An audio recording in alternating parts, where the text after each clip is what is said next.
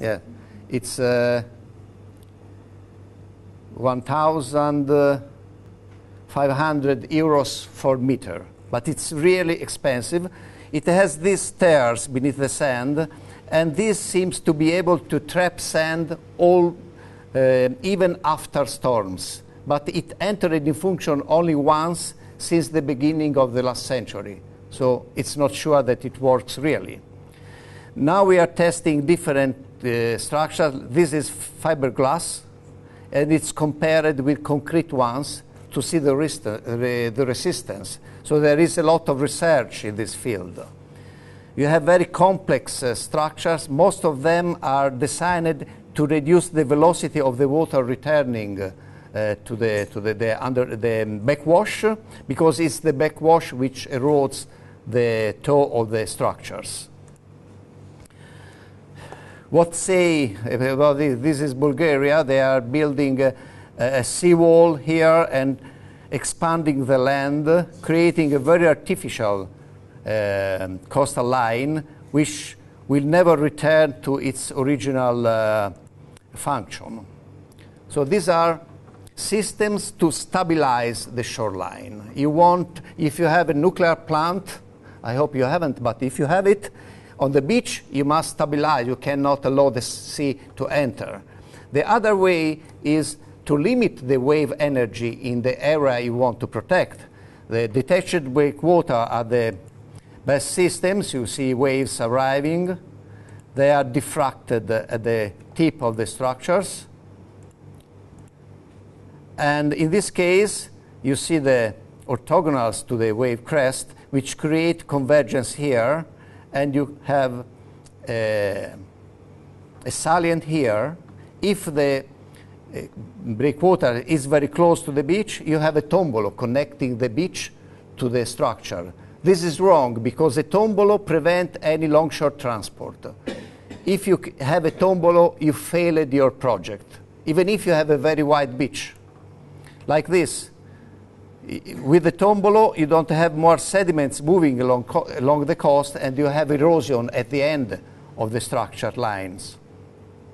If you have a small structure like this, you have a small salient, and sediment can move along shore. This is not an unsuccess for the designer. This is a good result. Like this. Obviously, at the end, you have more erosion because, however, sediments deposit here. You see here, we are in Tuscany, in Italy. They built this just to defend the presidential villa here, and they induced a very big erosion in this area. Because they did not consider the tombolo formation. So all the sediments now stops here and do not go to feed this area. When you build one of these structures, generally you intercept some sediments. However, you collect sediments there, and you need to build another one. We have more than 200 breakwaters built, for instance, in the Adriatic coast in Italy, built one after the other. And you see at the end of the line, you have erosion. Unfortunately, they decided to stop here. They decided because there is no village, no building, anything. But otherwise, you build another one and you shift the erosion area to the north.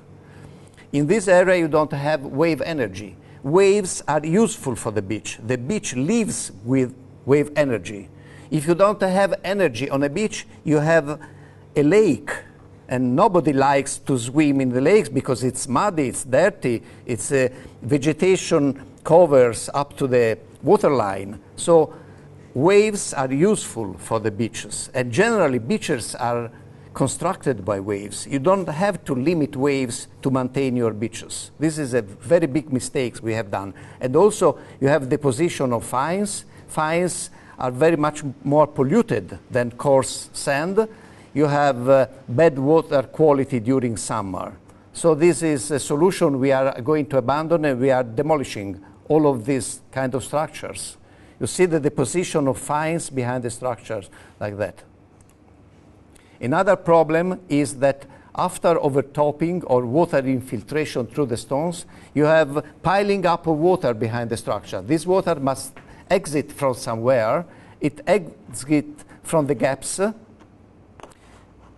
Where is? And you have a very strong currents here, very dangerous for swimmers. We have several causalities for this in Italy. And you have, here we have the 11 meters of water depth. This structure were built in 2 meters water depth. You have an idea of the velocity of the currents they generate, and you lose sediments and you lose people too. One problem is how to build them. I didn't want to add this slide, but Chiara said, yeah, you must put it. Because very frequently you start a project and you have in mind and you have done numerical model of the project, but you never consider the construction phase. Generally, to build a detached breakwater, it's cheaper to build by lorries starting from land, and then you cut this connection. But during the construction, this is a groin, and this is a trap for sediments. And you don't consider this during the design. If you have some problem in construction, the constructing firm goes away, it has problem, this structure remained 3 years in this position with this connection and create a very wide beach here and erosion in this area. Between gaps, generally, you have erosion and you have to defend the area with some other structure. So in this case, you start with segments. Let's say 50% of the coast is protected, but at the end, all the coast will be protected.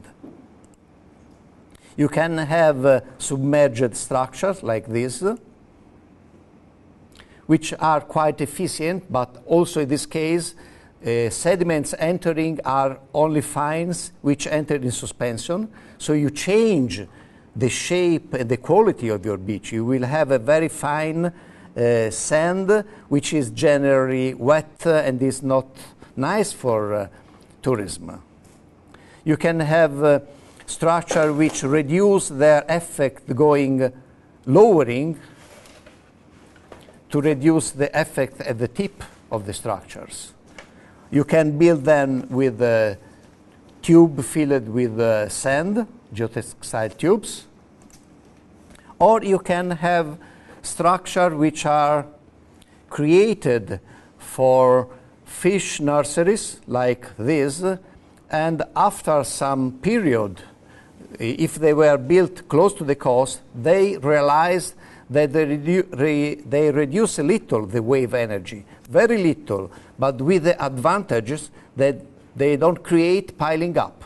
So you have a very small positive effect without negative effect.